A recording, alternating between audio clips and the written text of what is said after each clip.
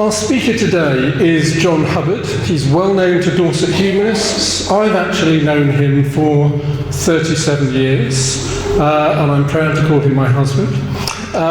John taught English at local schools until his retirement, and now he teaches English and drama for the U3A. If we have any U3A people here today, then a very warm welcome to you. He is also an architectural historian, and his knowledge of architecture is astounding. If you need to know the difference between your filials and your mullions, or whatever the various things are in architectural speak, John is your man. Well, I've had a sneak preview of his presentation, and I think we are in for a treat this afternoon. So will you please give John Hubbard a very warm welcome.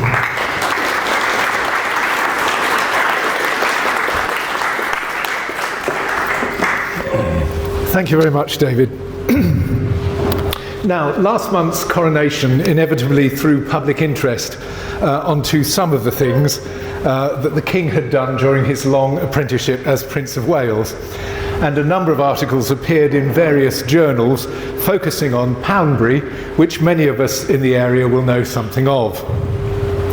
Started in October 1993 and scheduled for completion in 2027 with a total of 2,700 homes, the Duchy of Cornwall's complementary extension to Dorchester is built entirely within the parameters of the new bypass. It takes its name from an old adjacent hill on the northwestern edges of the county town.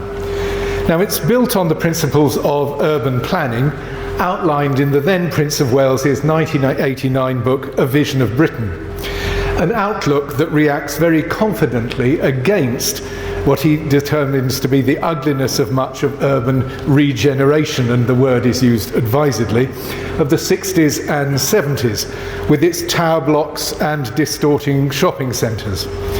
Although by no means the worst example of this kind of thing in the country, you only have to go to Poole to see the effects of this kind of outlook, which results in the degeneration of the traditional shopping street and the piling high of accommodation that can feel isolated from its surroundings. Poole must be given credit, however, for its current programme of refurbishment of its tower blocks, which has certainly made them more attractive. And luckily, the architecture of Poole's Old Town was not swept away in the manner of many others, as John Betjeman so rightly lamented. But because of the distinction of its lead promoter and the international influence of one of its inspiring visionaries, Leon Krier, Poundbury has attracted a great deal of interest from Europe and elsewhere. And naturally enough, it's been the subject of local concern and comment as it has developed over the years, from the nickname Charlieville to other more comprehensive evaluations, both economic and aesthetic.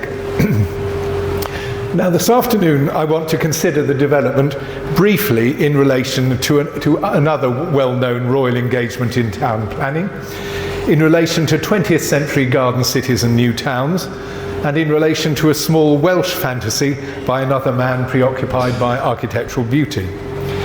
I'd also like to consider to what extent it fulfills the 10 principles of the King's reflective treatise, and also make an evaluation of the successes and failures of its architecture from an aesthetic point of view, and consider its wider influence on development adjacent to older and historic centres. During this, I hope to try and get to the bottom as well of why people sometimes feel that the place is rather strange and unreal. Now, Poundbury is not the first royal intervention in urban planning, and the fact that we take one that has long existed so much for granted may indicate future attitudes to the Dorset mega-village. George IV, when Prince Regent, suggested the creation of a pleasure garden on Crown land to the northwest of growing London. In the end, a considerable extension with the road and the park that bears his name was undertaken commercially by James Burton and his architect son Decimus and John Nash. This occurred when the Crown Estates rescinded its promise to come up with the money for it. Luckily, Poundbury's patron was less quixotic and probably more directly influential in the things that were constructed. Now, when built, Regent Street was an elegant procession of blocks by different hands, managed very picturesquely by Nash, of a scale in harmony with other buildings of the previous century. It was not the ugly, massive piece of unrelenting imperial baroque that you now experience in Regent Street today. It might surprise you how briefly the original lasted. Not 70 years even. It might also surprise you that 70 years was the length of time that the builders of Bath housing anticipated that their constructions would last. We have such a different concept of construction and durability nowadays. Thankfully, the magnificent terraces and crescents around the park have fared rather better. And they share one thing in common with many of the buildings in Poundbury, and that is to contain behind one facade many individual residential units.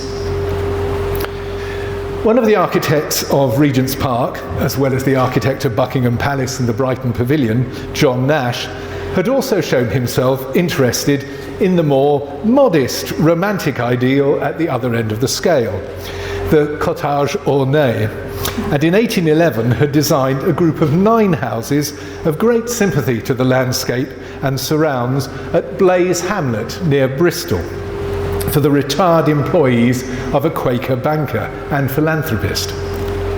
It's said of the place that it's the first fully realised garden suburb, and laid out the general plan for virtually all of those that followed. The cottages are each unique and include brick chimneys and dormer windows as a recurrent feature. It's fair to say that Poundbury has something of the spirit of both of these large and small designs.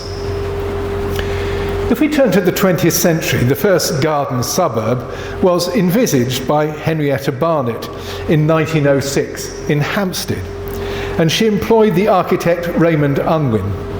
Underlying the project were an interesting set of principles. It should cater for all classes of people and all income groups. There should be a low housing density. Roads should be wide and tree-lined. Houses should be separated by hedges, not walls. Woods and public gardens should be free and open to all. It should be quiet, with no church bells. Unwin is also found as the co-designer with Barry Parker of a garden city at Letchworth in Hertfordshire, under construction at the same time. The design also followed the ideas of the social reformer Ebenezer Howard, who proposed that such places should ideally combine the advantages of both city and rural life while trying to avoid the disadvantages of both. These notions found favour amongst both Quakers and adherents of the arts and crafts movement, suggesting an idealistic approach to the creation of working communities. And while some found such idealism very easy to mock, it's fair to say that the cynic has not done a great deal to advance human civilization. Behind these ideas, there was also an impetus to encourage innovation in the creation of inexpensive housing of decent quality, and various competitions for architects and builders were held to advance this. In fact, these were the forerunners of the Ideal Home exhibition. Similar principles were also followed later in Welwyn Garden City of 1920, again under the influence of Howard. It has tree-lined boulevards and a neo-Georgian town centre. Now, the afterlife of these places following the Second World War and their expansion as new towns is interesting in that architects and their residents were keen to prevent the betrayal of the sound principles of enlightened planning. There were 2 other very dissimilar places that I think require mention.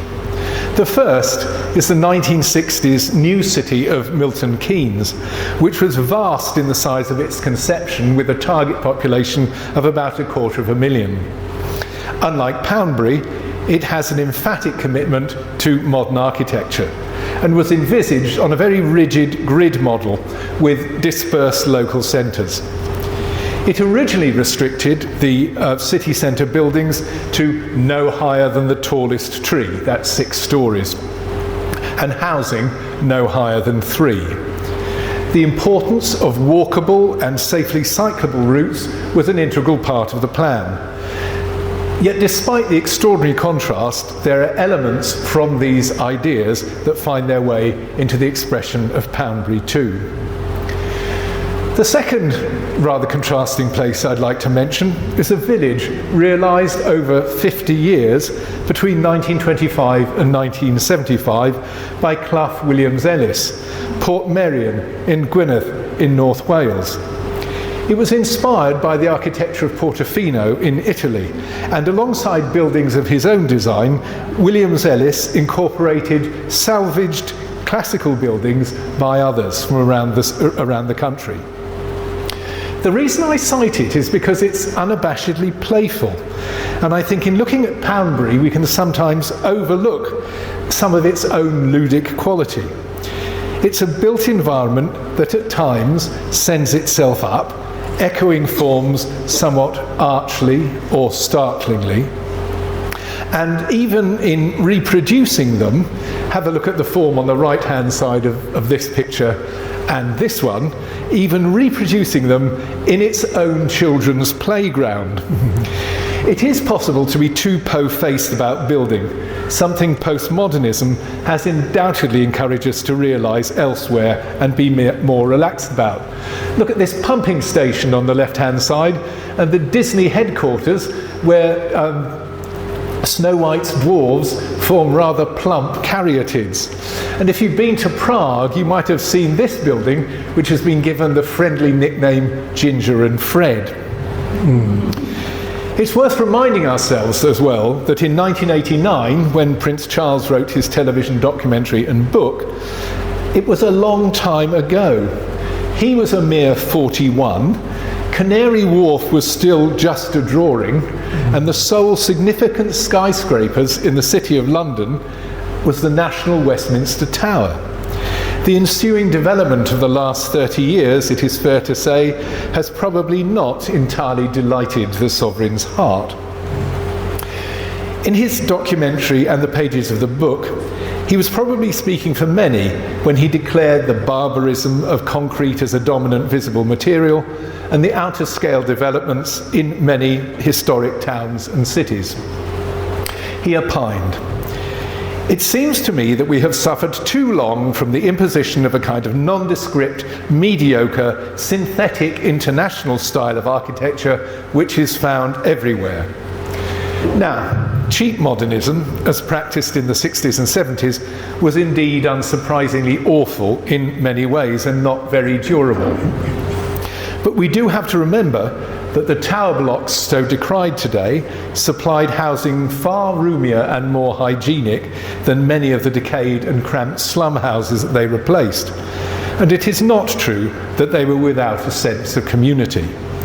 Many early inhabitants enjoyed their properties, but over time what made these places intolerable was the lack of funding for proper maintenance and the erosion of security caused partly by the layout of large estates, but by growing levels of poverty and increasing levels of criminality caused by social inequality.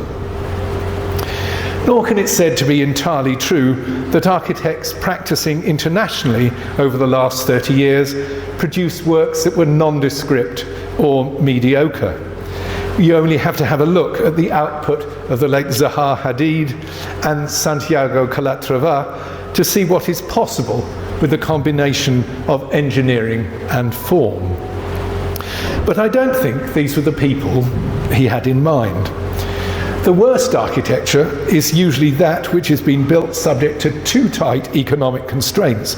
And it's fair to say that anything which is ugly or monotonous or unengaging to the eye or unsympathetic to its context is more often than not simply poor architecture.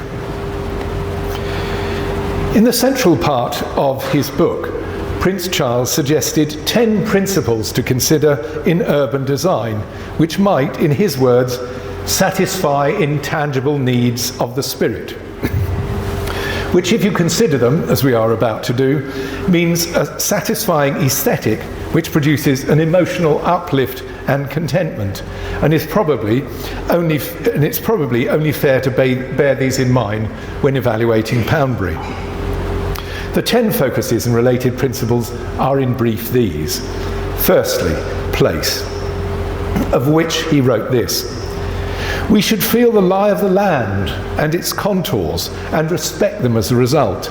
New buildings should not dominate the landscape but blend carefully with it.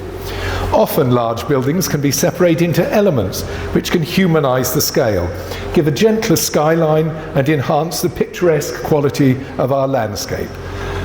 Poundbury takes full advantage of its site and responds sympathetically to it. And there are some quite spectacular views from the south of the first phase. But I would contend that scale is problematic in one quarter of the development. Secondly, he noted 2 kinds of hierarchy. The size of buildings in relation to their public importance, he said, and the relative significance of the different elements which make up the building. So we know, for instance, where the front door is. And the discipline of proportions involved in various buildings around Poundbury is very fine. And there's very little problem in locating the front door anywhere. He also went on to say that there's also a need for some buildings to be bigger than others, and he listed churches, public buildings, halls and pubs, emphasising, he said, our values as well as social organisation. And there's a clear sense of this across the site. Thirdly, scale, in which he stresses the importance of relating to human proportions. That was actually the theme of the first talk I think I gave to you on architecture a few years ago. Now, while large buildings are significant, he said, there's also the need for things of a small scale which reflect our intimate lives, as these houses do. Fourthly, harmony. A straggling village street or a wide city avenue which may consist of buildings belonging to many different periods can look harmonious, and this is a street from the first part of the development. He does state that that's a really important principle, although he also lauds places like Bath and Cheltenham, which are sort of monocultures of the classical type. His 5th area of reference is an interesting one and is often overlooked, and that's enclosure, which he sees in its well-designed form as one of the great pleasures of architecture, delivering a sense of a recognisable community of neighbours. There are numerous squares, large and intimate, which add to the sense of interest and rhythm across the development. Unsurprisingly, for someone who's absorbed a good deal in his travels around the country, materials comes next. And he is right to describe the rich variety of building materials as a source of constant pleasure and surprise. He even went so far as to suggest that each district in the country should have a detailed inventory of its local building materials and the ways in which they're used. I'll look at this in more detail later on. When he approaches decoration, he laments that modern architecture and architectural training does not deal with the rules of ornament. But in a way, the modern rules of ornament since the 1920s have been that there should be very little indeed. He illustrates the richness that can be provided by detailed ironwork, interesting terracotta keystones, ornamental brackets in wood and stone, but he's clear that revival classicism has to be thoroughly learned. He'd agree with the 18th century poet Alexander Pope that you can't just put a pillar on something and call it Palladianism. Yet the Prince also acknowledges rich parallel streams in British architecture of both the Gothic and the arts and crafts traditions, of which, as you can see here, form part of Poundbury's rich variety. The contribution of art, of sculpture and painting to finished buildings gets a mention, but I think he's aware that this constitutes an element in only the grandest and most costly of buildings on the whole. Now, those of you who are photographers will perhaps be more aware than many of the awful visual clutter there is in most streets, and the appeal in the 9th principle, signs and lights, is for traffic lights and street lighting to be kept under control. He might have added, and not be used for fastening numerous useless notices. Interestingly, in Poundbury, there's not one set of traffic lights and remarkably few road signs. Finally, and perhaps rather surprisingly last of all, he reflects on community, urging that people should be involved willingly from the beginning in the improvement of their surroundings. And he has a vision of multiply shared facilities of local authorities, schools and colleges, ideally open to people of all ages. He suggests that churches be linked to hospitals and doctors' surgeries as part of what he calls a community of healing, rather anticipating what we would now call social prescription.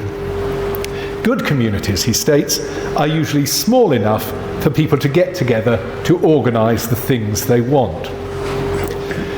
The summative cri de coeur is this: our age is the first to have despised the principles of mathematical harmony and proportion, and to have embarked on a course which glorifies the triumph of science and man's domination over nature.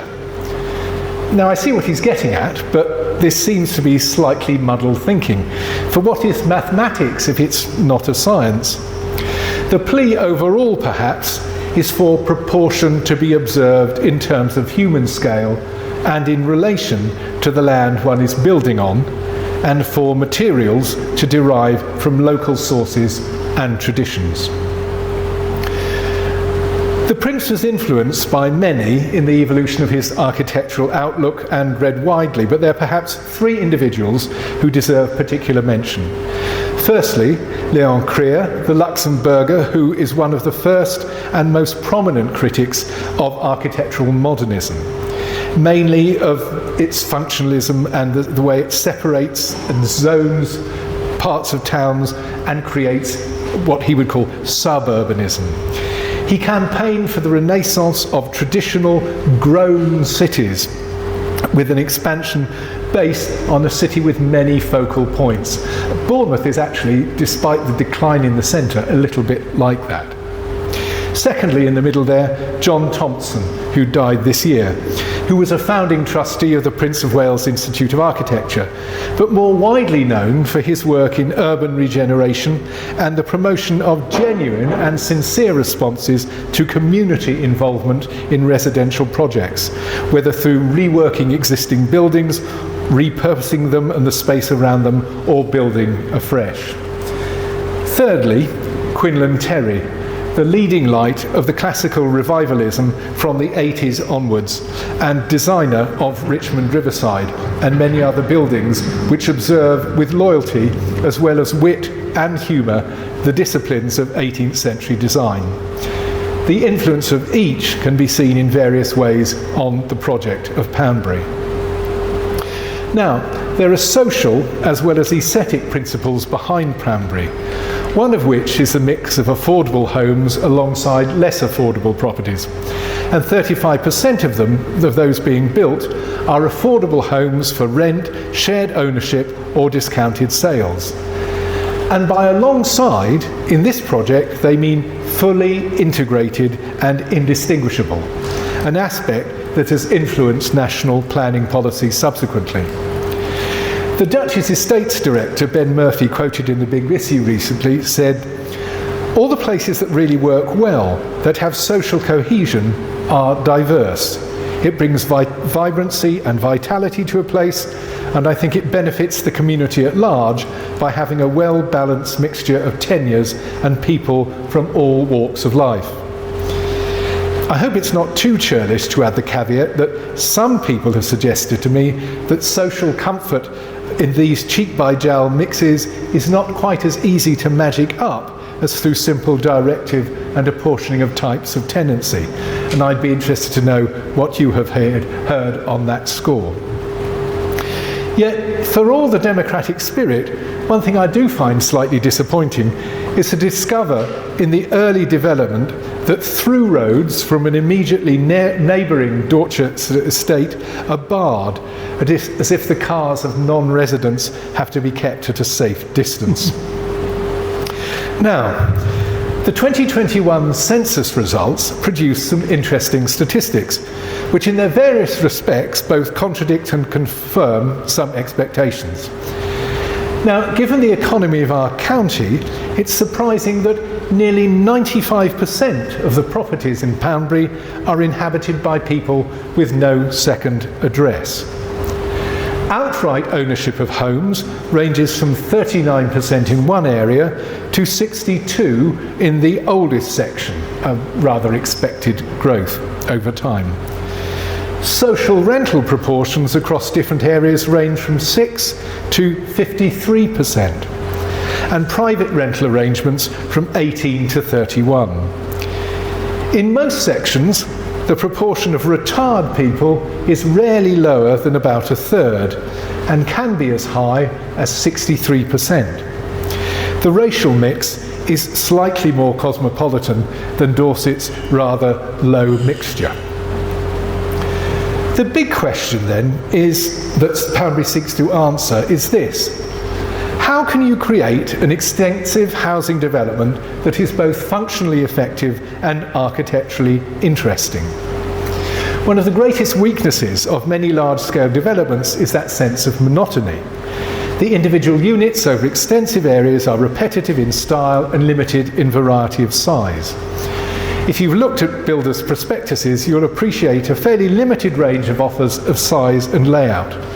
And if you consider the street plans, you will be familiar with a profusion of cul-de-sacs, which makes navigation and the location of individual properties, often perversely numbered, something of a challenge.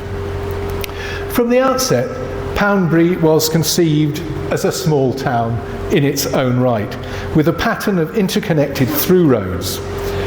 Its development in distinctive phases has also influenced the way in which it was designed and built.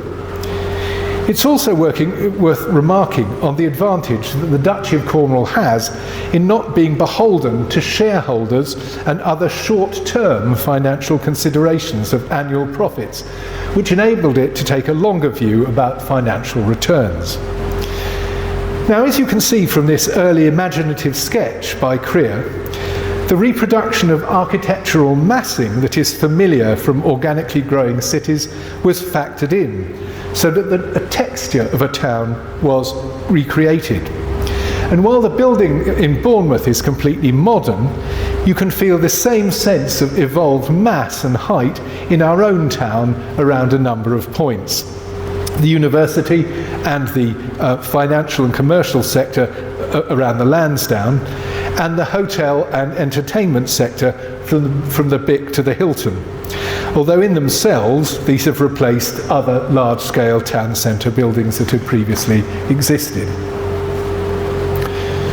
There is also a variety in the pattern of streets in Poundbury that is familiar. Some are wide and straight and tree-lined and take advantage of a run of level ground, such as Peveril Avenue here. Others are narrower and curve gently, taking advantage of gentle inclines and declines. Yet, while there is ample provision for free parking on the streets, the garage is notably absent from frontages. Roofed parking is concealed in mews-style yards that groups of houses back onto, which in themselves are connected to a number of alleys and footways that cross the development. One of the greatest strengths of Poundbury is the variety of housing styles it embraces. The perception that it is wholly classical is not true, as it has within its boundaries buildings that follow simple vernacular patterns, as well as those in early to mid-Victorian style, sometimes rather like old industrial mills, or even a hospital with some rather fine polychromatic ceramic detailing. Others look a bit like a villa, and you come across in two places some rather nice small-scale mews buildings, again with brick used in a polychromatic style. You can also find the arts and crafts style that put you in mind of Scotland or the Lake District. There are other buildings that might even recall New Orleans, with their multiple deep open verandas, much enhanced by the gardening efforts of the residents.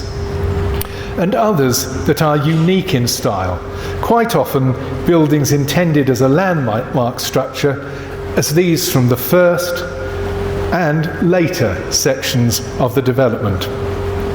In these elements alone, you can appreciate the variety of scale that the exteriors lend to the rhythms of the development. Now, even the classicism has variety, borrowing from its earlier manifestations in the 1730s to the mid-century, expressed either in provincial form, like this one, or the more grandiose and formal, or as key focal buildings. Moving on to later types that you see in buildings of the early 1800s, which works particularly well here in these smaller housing varieties that remind us of buildings put up in the reign of George IV and William IV. But I don't want you to think that Poundbury's just a physical reproduction of an architectural history book. It has wit and surprise, as in these houses, which play a modern, if rather heavy-handed way with the classical idiom. Or the sudden eruption of an entirely appropriate piece of early Gothic revival, of which I think, if you know Hampstead, you might find it there. There are also career-style, disruptive, asymmetrical challenges to a pattern of architecture notorious for its strict intention of mirrored balances. Features you can see in other designs by Creer, particularly at Seaside in Florida. There's one building I'm particularly fond of, and it's this blue one, which is in essence a late classical building with its deep eaves.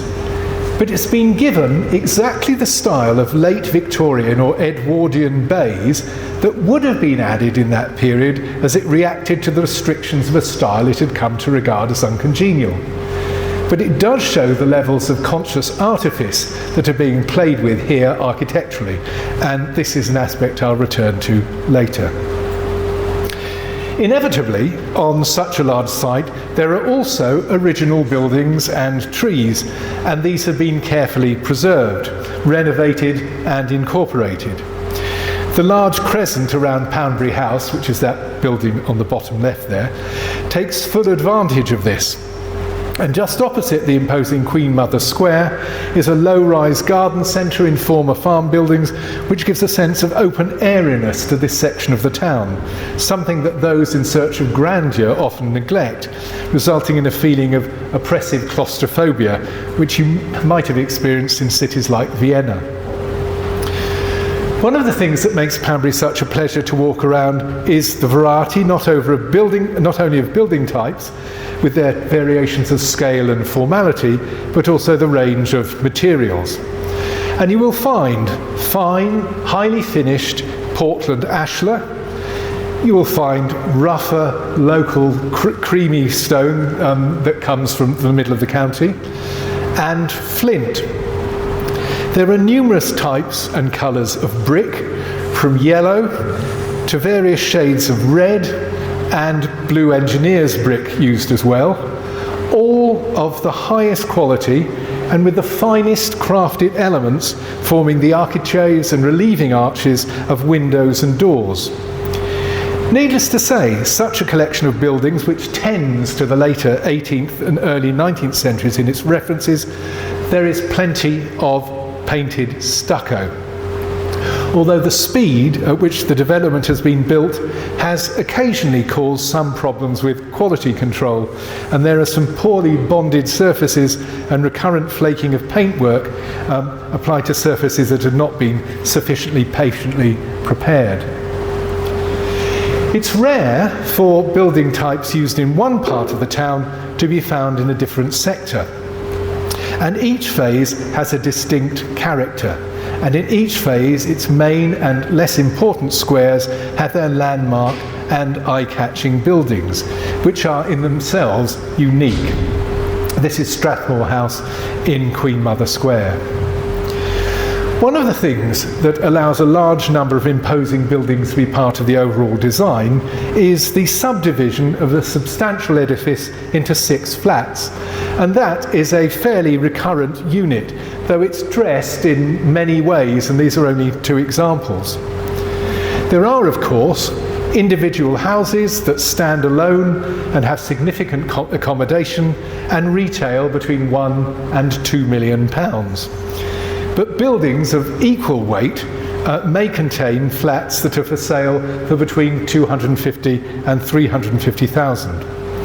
There is a general consensus amongst estate agents that the desirability of Poundbury, either as a community and environment, or for quality of building, or as an address, it unsurprisingly produces an uplift in prices compared to similar accommodation elsewhere. Now, for all this, visitors to Poundbury usually report a sense of strangeness, describing the place as a bit like a film set, or dismissing it as Disneyland. Now, the latter seems to be particularly unfair, as this is a real inhabited community, not something constructed solely for entertainment. It certainly does not belong to that gross American architectural school of the Las Vegas Hotel, where landmarks of most major European cities are purloined at full or reduced scale as mere decorative motifs for a swimming pool. But why do we feel this strangeness? What is it about the way we've become used to towns, to our own experience, that makes us think Poundbury is slightly disturbing? Now, although most of our towns and cities, perhaps the most ancient ones most of all, have been subject to regular rebuilding at their centre until modern legislation rightly put a brake on this, we have, I think, a strong sense of an older core, usually in the area of an ancient church and tower. Around this, which may date back to the 15th century or earlier, we may be lucky to have buildings remaining which date back to the 17th century, with few earlier, but probably disguised by fashionable refacing, as you can see in this pair of houses from Poole Old Town, the earlier Tudor building on the left. I know it's a reconstruction in itself, but it was that was effaced and replaced by Georgian fronting that you see on the right. We're also unconsciously aware that there are specific areas of towns where much smaller homes dominate, the homes of the working population.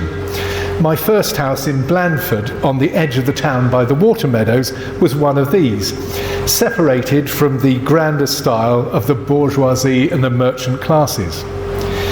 In addition to this, we sense the different vocabularies evident in the expanding phases of a town, which work outwards from the centre, mostly Victorian, Edwardian, those of the 20s and 30s, and so forth.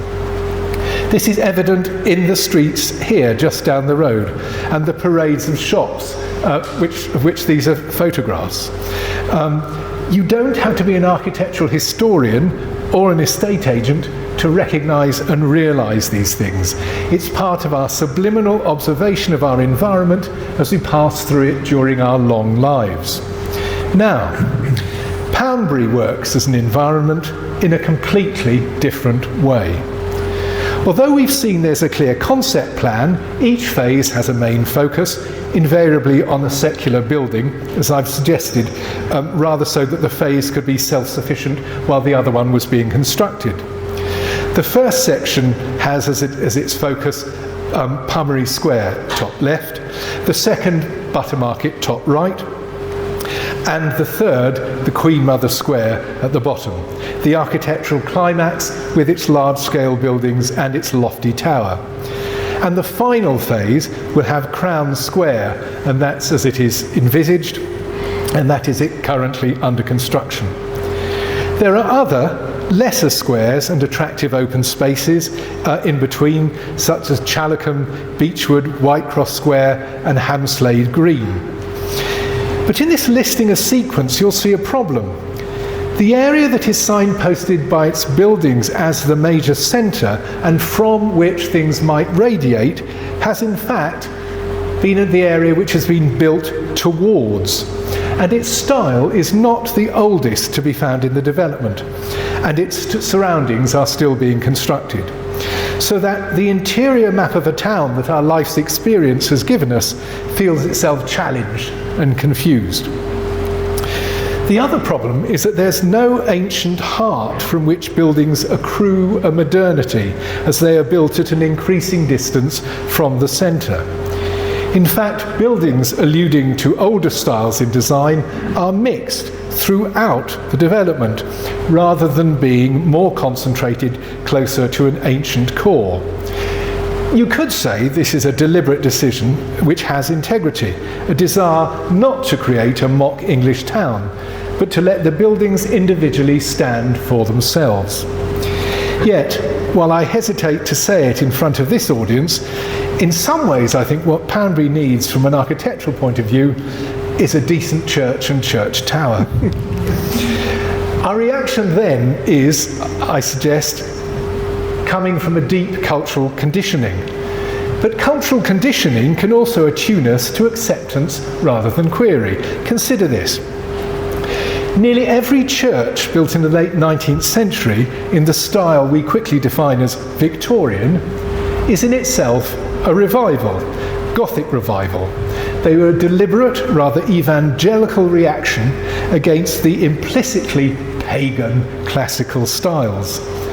They imitate building types, often of French influence from the 13th to the 15th centuries.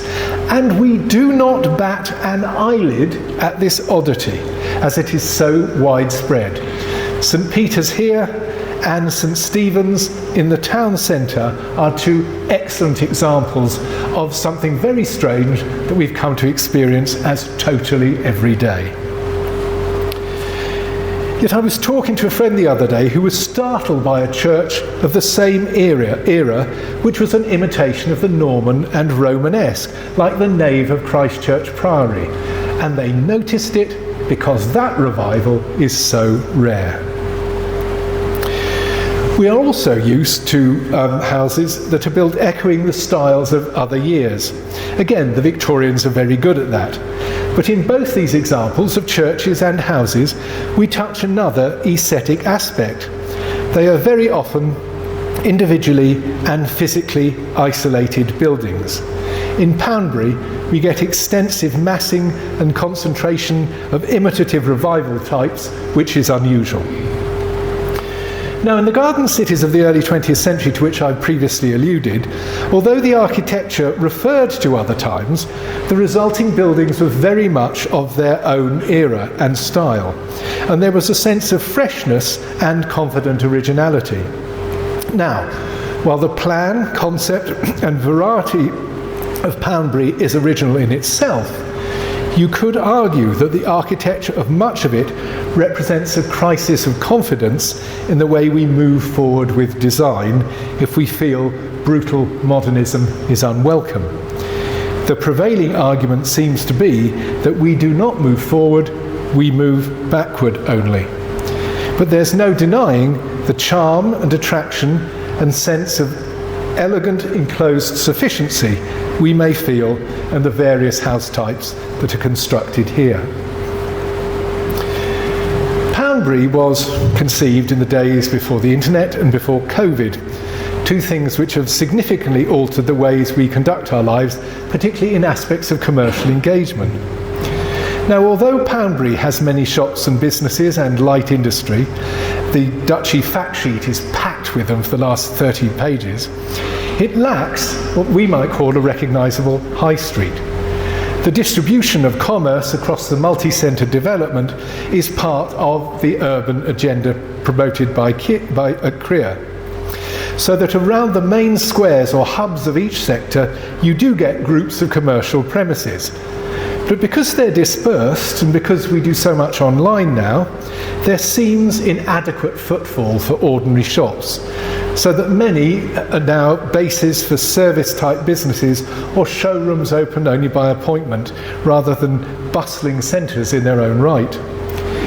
Of the most usual types of premises, you will get, as expected, hairdressers and beauty salons, and there are various businesses connected with interior decoration, upholstery, quilting, carpeting, furnishing, and kitchen and utility room fittings, as you might expect in an ongoing development that still has years to run.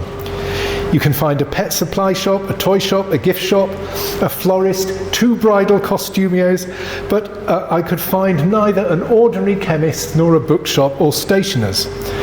Grocery chains are represented by Spar in Poundbury Square and a surprisingly small Waitrose in Queen Mother Square, where there's also a butcher and a greengrocer around the corner in a marketplace-like building. There's a wine merchant across the road. A baker is a little further away. Charity shops have also begun to make their presence felt in the newest sector.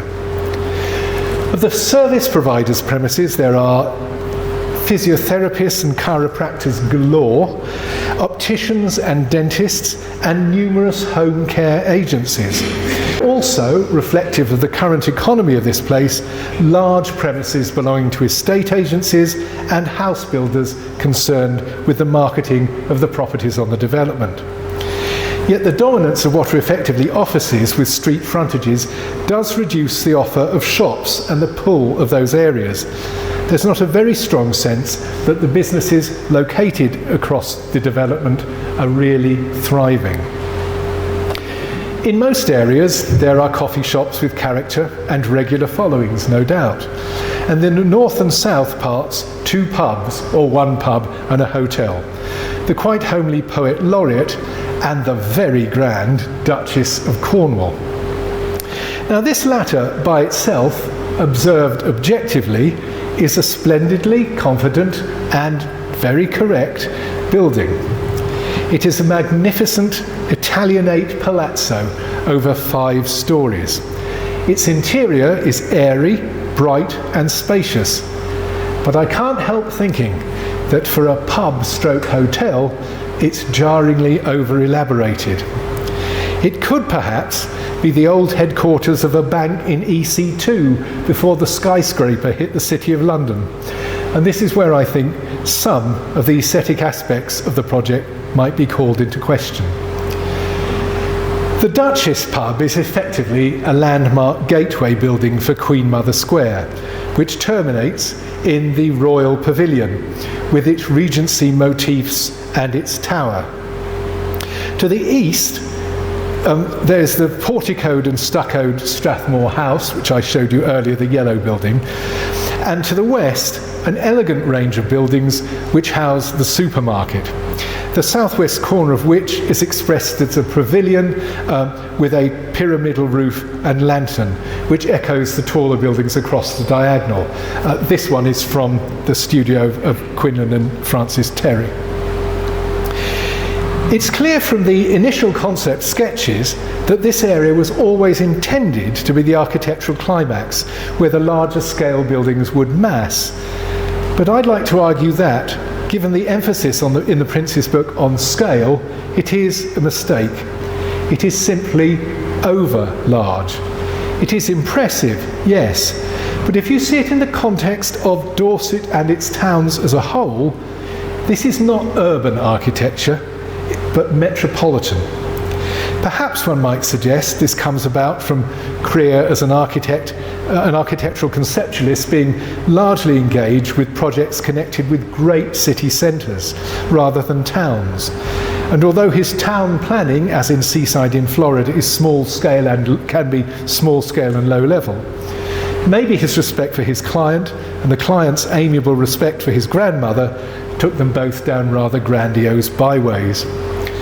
My own sense that the buildings of this scale belong to a capital, not adjacent to a county town.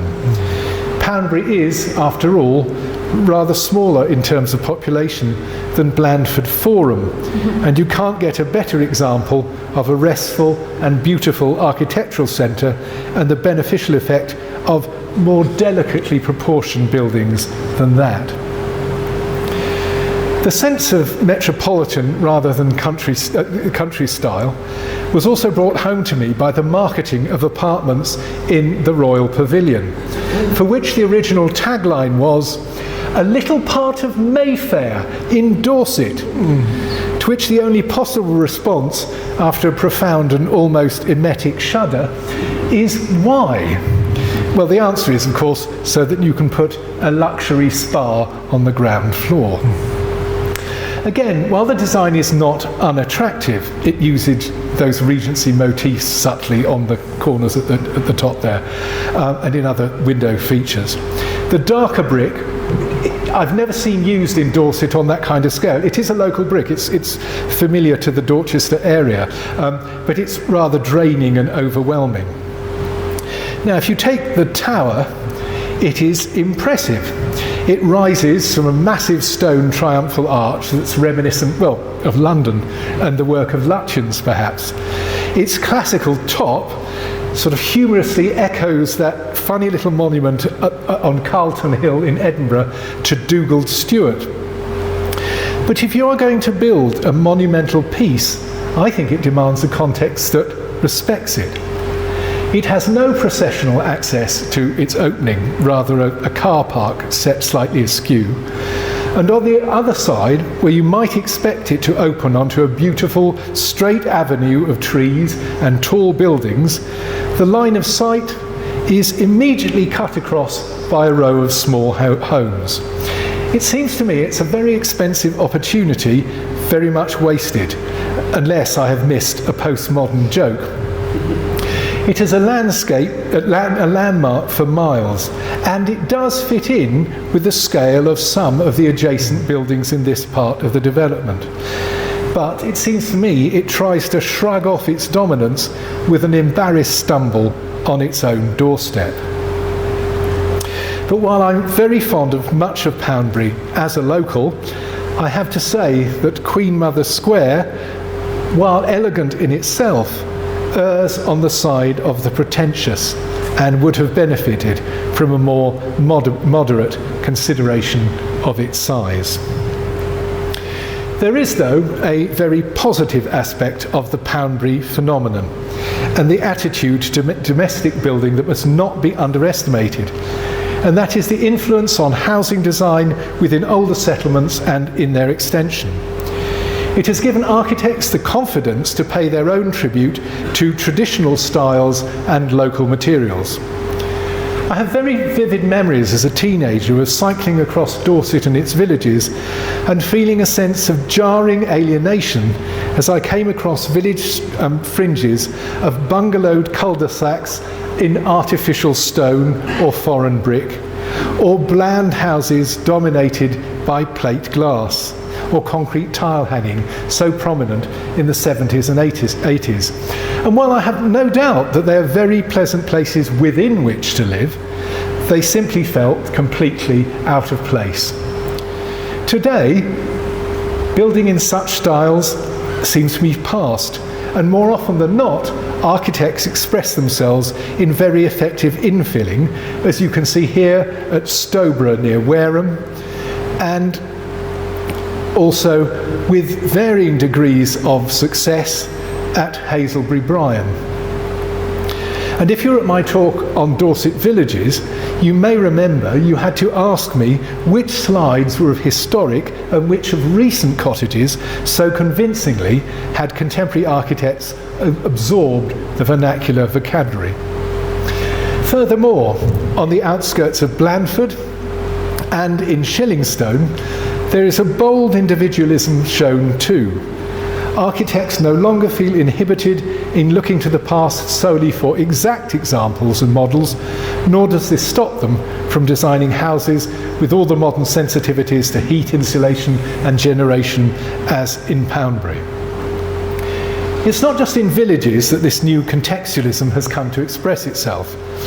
Over the last 15 years in Bournemouth, the desire to harmonise historically can be seen in residential areas where fairly substantial groups of flats have been given street fronts that allude to Bournemouth's very confident period of expansion between the 1890s and the Great War, a kind of Edwardian revival.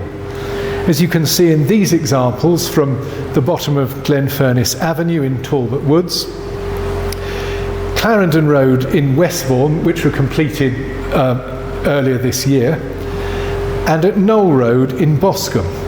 And I think we'd agree that they are probably preferable to some of the neighbouring styles from earlier years.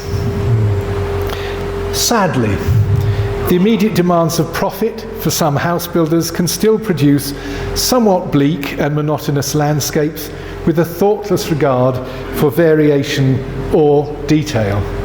And who on earth thought there was anything whatsoever to commend those strange upside-down windows? But the influence on the general standard of domestic building has been very positive. And while we cannot altogether erase the pernicious influence of the 60s and 70s in our rural landscapes, there's every chance that they will be overwhelmed or even refashioned with better materials, as I've seen happening, or replaced altogether. Taken as a whole, I feel positively about the Poundbury project. On the most simple basis, there are huge numbers of houses that I would be very happy to live in. It is bold in its buildings at times, and well-intentioned and delivered with a social conscience. Its wide influence is strongly beneficial, and the people who have an actual day-to-day experience of living there seem to enjoy doing so.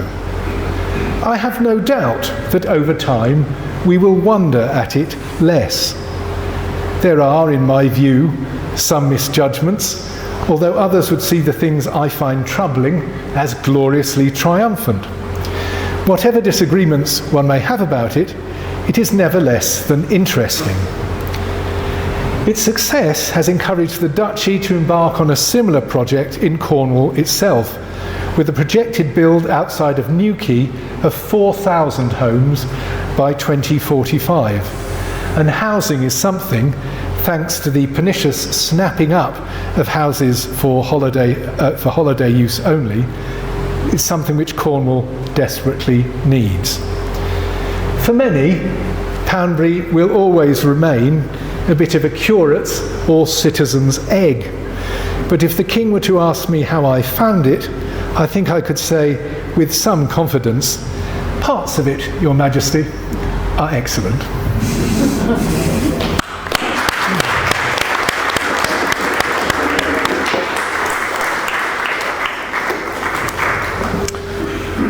Thank you so much, John. Do we have any sense of what King Charles himself thinks of Poundbury, how it's developed? Do you know? Well, I mean, as he was so vigorously involved all the way through, I hope he likes what he's done. It was set out as an experiment, and it was bold in the way it integrated social housing with private housing. I mean, it's a fascinating place to walk around, and it is a pleasant environment. Some of the residents are alleged to grumble about the fact that they can't stick up a TV sort of aerial anywhere, or have a little aerial disc and things on the front of their houses. But it's rather nice actually to be in an environment where none of that happens. Apparently you can't change the colour of your front door beyond a limited colour palette. Those things cause irritation. But I mean, it's a there again, I mean, the people who go there because that's what they want. They actually like a harmony. They like an environment without ugliness, if possible. So, I mean, I think in terms of his assault on ugliness, it's mostly successful. I mean, there are a good half dozen, I think, of stupendously ugly buildings, but you know, it's a huge development, and you can't avoid that, I think, to some extent. Okay, so Roger's got lots of hands going up. Let's bring the microphone to Roger first of all. Thank you. I wonder if anybody has actually done a rigorous sociological study regarding the attitudes of the people who live there and who've lived there for several years. Yeah, and that's a good question. I'm not aware of that. I'm aware of the fact that there are various squibs in newspaper articles where they've gone and interviewed half a dozen people and quoted them, particularly recently. But in terms of a detailed academic study, I don't think that's occurred yet. Thank you very much. I tend to find Poundbury rather an enigma. It's not the sort of place I'd go to for the day. I know a few people who live in Poundbury, but it's sort of a microcosm on its own as far as I'm concerned. Yes, I mean, that sense that it is very self-defined, I think is interesting.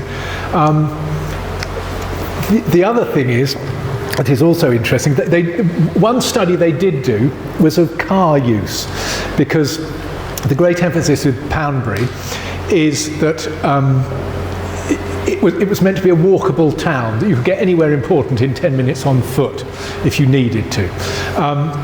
And when they did a study of car use, they found that Poundbury residents' car use was slightly higher than people who lived in other places, which is exactly the reverse of what was supposed to happen. Now, I'd suggest that that might imply that people are trying to break out a bit from the sort of rather enclosed environment in which they're living. It may be that with a huge number of retired people there, they're making the best of their retirement and potting off for days out on a regular basis. I don't know. Or actually, maybe they just want to go to the rather bigger Waitrose in the middle of Dorchester.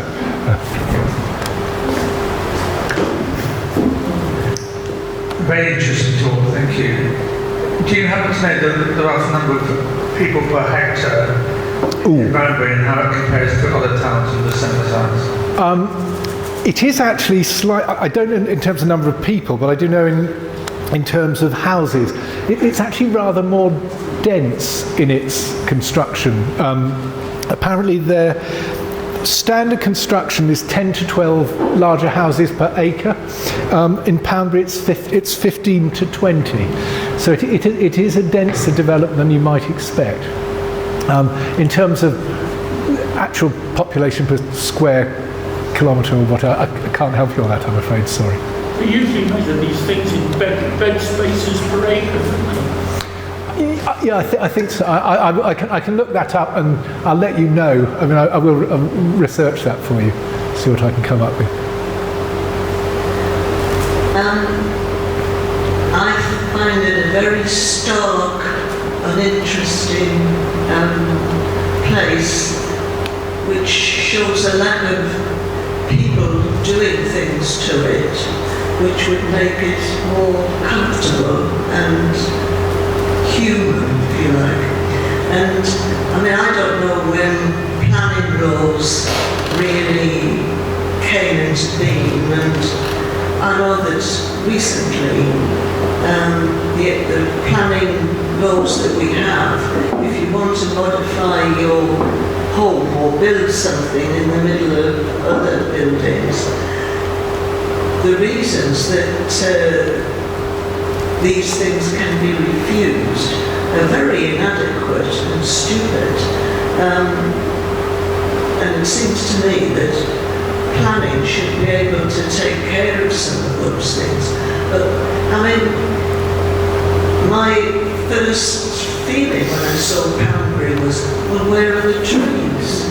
How can you live without trees? And I noticed there were a few mangy trees on some of your slides, but they're of such a type of tree and size. Obviously they've got to grow in time, but they weren't going to produce any dominance over the starkness of the buildings. Where are the window boxes, you know, with flowers and a few things to make it more human? Well, maybe that's all I want to say. That's all right. Yeah, I mean, yes, where there are balconies, I think there are flowers coming out. I mean, I did take most of those photographs in the winter. And I mean, there are a good number of trees around, but you're right. I mean, they're probably fewer than one might envisage in a sort of garden city type of You are place. allowed to put a flower box. I doubt. I suspect not. I mean, there are lots of little gardens in front of individual houses, which are generally very nicely planted. Reeves, I'll get to you in just a moment. I'm not quite sure this is an appropriate remark, but I'm just wondering how, when we had this. Obviously didn't want my question. NIMBYism, how come they got development allowed there, they got 4,000 in Leaky, and so many other places they can't get it? I'm just wondering if has more influence than anybody else? Well, certainly with Poundbury, the area that was designated was actually designated by the county council. Why was that? Well, for development anyway. And then the Duchy came in and I'm not sure how the partnerships work with it, but my understanding was that the Duchy came in and offered to develop a large-scale development at a slightly better standard. The building quality is very good, but a slightly better standard than might otherwise have happened. Yeah. Ruth. Well, right at the beginning you showed a picture of Portmeirion. Yeah. And I think I've got it now from my point of view. Portmeirion it's got up and down involved in it. You know, the buildings are higgledy-piggledy and they're sort of perched up and down. Yeah. Now, Poundbury is all on the flat. And you also said that you thought some of the architecture is a bit metropolitan. Yeah. Didn't you? Yes. I think that's quite right. And it annoys me that people aren't allowed to paint their front doors whatever colour they want. And it annoys me that they're not allowed to have television areas. Yeah. I know they're ugly, but at least they show individuality. But above all else, I know what it is. It's with Portmeirion. You've got wonderful higgledy-piggledy going up and down architecture. Yeah. There's a very on the south side of the site. There's a very slight decline down towards the and on the other side, which is now being developed. Again, it's a gradual decline. Yeah, there is nothing there's nothing vertiginous or exciting in the actual site. It's generally fairly flat. Yeah. Yes, it is. It's comfortable walking. Yeah. And I don't like the way people aren't allowed to do this and the other. Well, I think we've got sort of restrictions on our own flat. I mean, you know. Are you a bit of an anarchist? Are you a bit of an anarchist? I don't know. Individualist. Karen. Thanks, Joe. It's a great talk. I'm fascinated by Poundbury because I drive in there. I've been there a couple of times, and I have this kind of Truman Show anxiety. It feels utterly artificial, and I'm sure it's what the lady said there, that there is very little individuality. But the Prince, I would have thought, would have given more focus on eco issues, and the whole point of blending it into the landscape. It is like a walled community, and you refer to the beautiful vistas, and yet there are these walls and towers that kind of interfere with enabling the buildings to be part of the environment. And the other thing that struck me is there were no people. It was spooky. There was no pedestrians. There was the tiny little coffee shop in the middle in that strange kind of triangular, pyramidal building. No cycleways, no evidence of human activity, and no shops. But also stunned me. So it was that lack of busy community that bothered me most, I think, which is emphasised by the kind of bland uniformity of the colour. I appreciate the styles, I'm kind of getting to mix, but I even find that a bit disconcerting. These big towers and then this kind of faux Georgian kind of style that lives unharmoniously next to other styles. So I find it a very unsettling experience going in there, and I would hate to live there. I mean, the absence of people is very, very striking. Are there any schools there? That was and you wonder, well, I presume various people have simply gone to work on the days that I'm talking about things being done. There was one day when I had real trouble photographing there because I could not get a shot without a white van in it. Because everybody was out doing things to, maybe snagging or I don't know what, but everyone was delivering something or they're working on. But with a high street, you get that sense of through flow of individuals, don't you? And because the shops are scattered everywhere, it just doesn't work. My suspicion is that lots of them don't last very much longer than the initial grant period that they have to get them going. So, it does feel odd. I'll get back to Keith and David. Sorry, Ruth, I'll get back to you. But Roger. Thank you. I've got a friend who lives in Poundbury, and I stayed with them last night. So I was in the Poet Laureate club, and I was also in the chemist this morning. Funnily enough, you mentioned that it's tied up with the doctor's surgery. Oh, right. Yeah. And they've got a television error in their loft, so they don't need it outside. I've been going there for quite a few years, and of course I found it quite strange. But now I rather love it. And my friend enjoys living there, and we walk around the place a lot, we see gardens, we see people with, all their plants out and stuff, and, it's a rather nice place, I think. I'd like to say things in favour of it, it's unusual in the fact that, you don't see a big shop sign, but the shop is there, it's just everyone knows where it is, and you don't need to have a great big neon sign up above the door. And I think that goes through a lot of the businesses there, like the Waitrose. It doesn't really look like a Waitrose, but once you're in there, it's a Waitrose. It's just, and the main pub in the square, with its multi-levels, a lovely meal there, and the pub itself. Oh, it is nice, yeah. But people know where these things are. They don't need to advertise them. And when maybe that's the answer to the business about how scale helps indicate the importance of things without you having to do anything more than that, really. It's quite a fascinating place. And, I don't need people moaning in the pub, they're all happy there. Thank you. I think it is familiarity as well. I mean, when I started going to, I've passed through it a few times. When I started going to have a really good look around, the more I went and looked, the more I actually liked it. The presence of people on streets, I was probably there at the wrong time. I guess on a summer evening, you'd find plenty of people pottering to the pub or whatever. Okay, I know I've got David, Keith and Ruth, Simon. Is anyone, and Mary, right, okay, so we'll try and get through these as quickly as we can. David first. Quick question. Do you think in like 150 years' time it will look as good as Solitaire in West Yorkshire? I mean, from the it depends what your attitude to ageing in buildings is.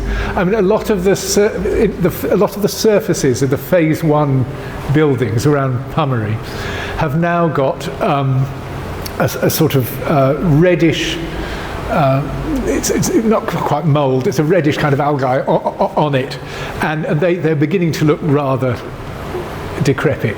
So I think surfaces which are painted, unless they're regularly looked after, are going to degenerate and not be as bright and crisp as places like Saltaire. I think it's going to depend on the actual materials in which things were constructed, and whether the sense is, if you have just plain render that isn't painted, whether you're just happy for that to age considerably over time and change colour. It can end up, given that we have a much damper climate, it can end up looking simply dirty rather than a nice crisp finish.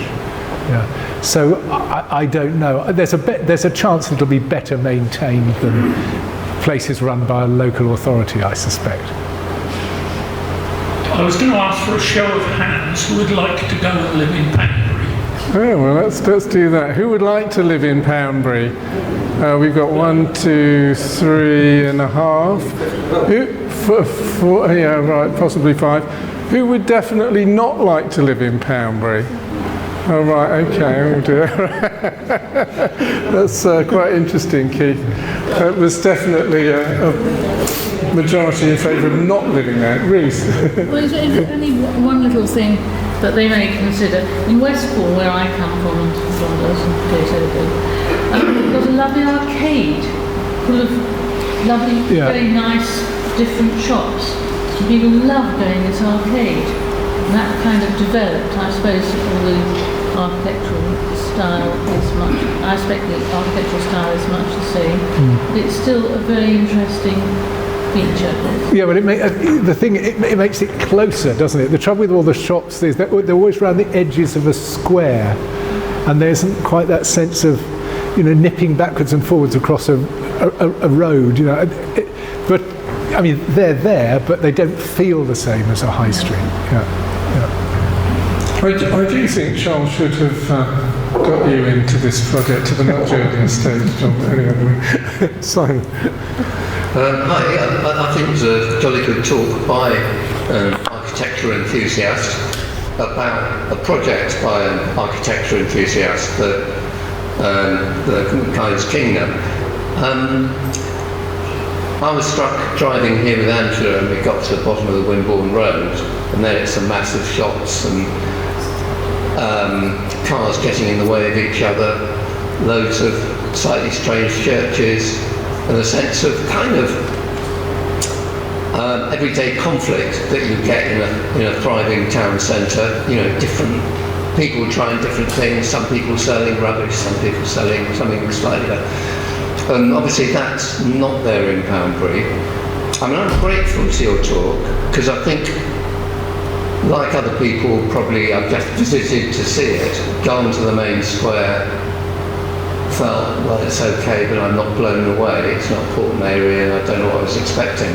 So you made me realise it's a much bigger project, and actually I want to walk around the little streets of houses that might actually be preferable to the slightly ego-laden grand statements of different architects who've been employed to oppress Prince Charles. Thank you. Yeah. Thank you. I'm grateful for the positives you said. Yeah. Oh, thank you. Sorry, Mary. Hi, thank you for an interesting talk. You've already talked about some restrictions. Well, I've also heard that residents are not allowed to put up washing lines, or there isn't any double glazing, and that's not very ecological. That would be very expensive with heating and trying to dry washing. Yes. Thank you.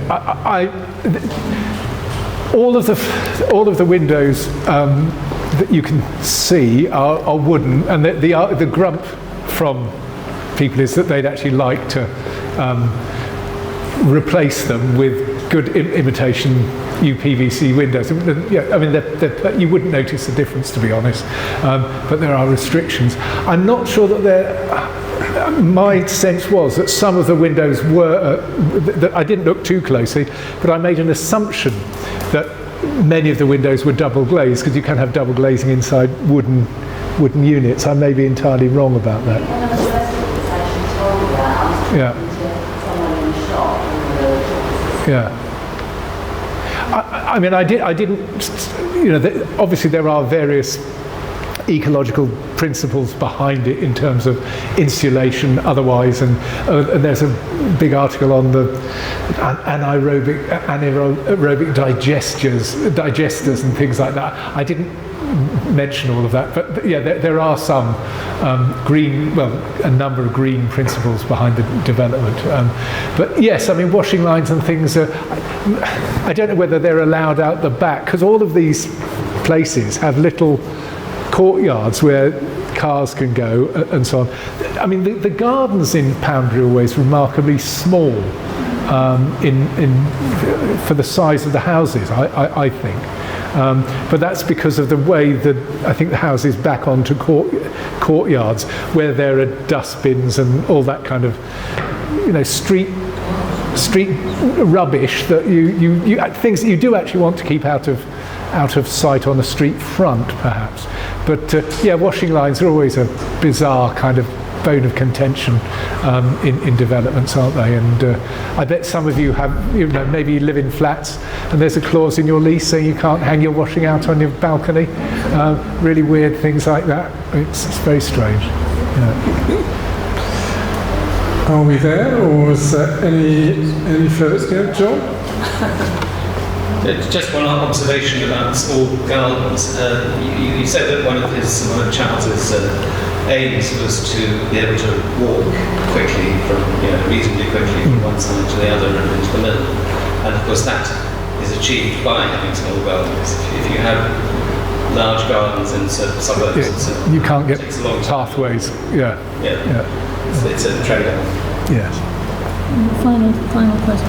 And do they have a list of rules of what you can and can't do? Well, I mean, a lot of leases will, very many leases and deeds will contain restrictive covenants on what you can and can't do. It's not unusual to have such things.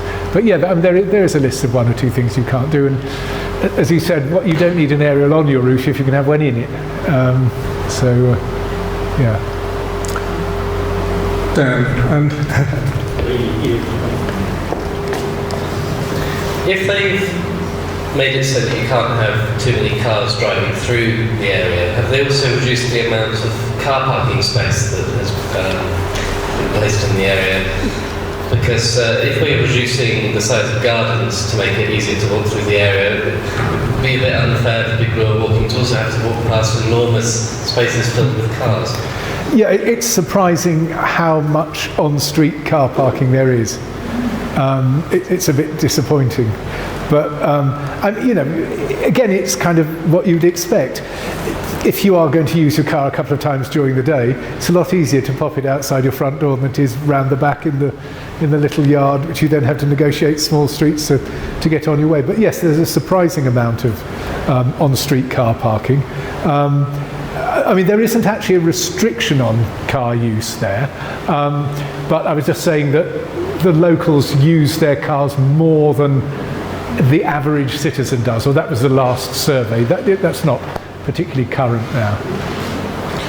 I'm nervous to use this near that, so if you just speak, it's fine, yeah. Yes, we know two young people, one who lives and works in Poundbury, the other one can't wait to live there. They see it as a very thriving place. They use the local facilities, the gym. They know that if they have children in the future, there's an eco-friendly private school. They shop in the local shops, and we've got to know the place by going and visiting them and actually walking around in the different little areas. So if you do go and visit, do explore on foot. They both feel very safe there when they're out running. They use the big field there for picnics and meeting friends. So, from the perspective of two young people who see a future there, they feel very positive about the place. Yeah. Thank you for allowing me. That's all right. Thank you. Yeah, I mean, I think it is a place that you get to know through walking. A quick drive round or drive through, it doesn't do it for you. And thank you to those of you who've known people who live there, because I think that's an important first-hand response. I'm curious, you mentioned leasehold. Are the houses freehold or leasehold? I don't know. I'm just interested. Yeah. Because you can sell a freehold with restrictions, can't you? Yeah. I'm just be interested to hear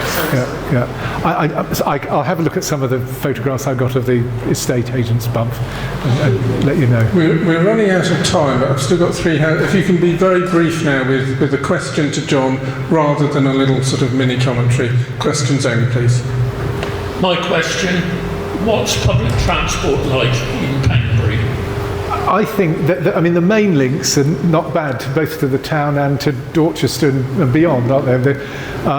My sense there were 2 or 3 hubs for public transport, and there seemed, from my experience over the short time I was wandering round, there were fairly regular bus services. When you say fairly regular? Well, probably every 20 minutes, something like that. I mean, not kind of twice a day. I mean.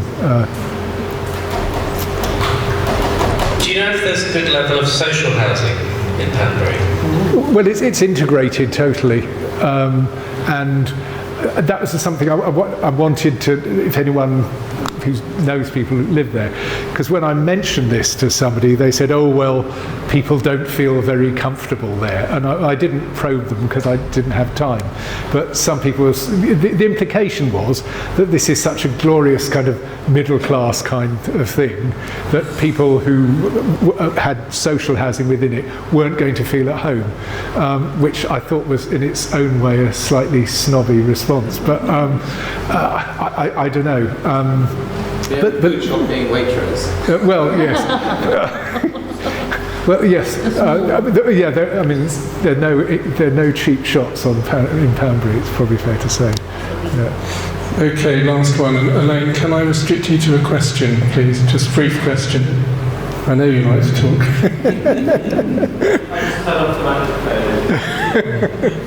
Go ahead. Nobody's said anything about who the person was who was putting forward this project to be built.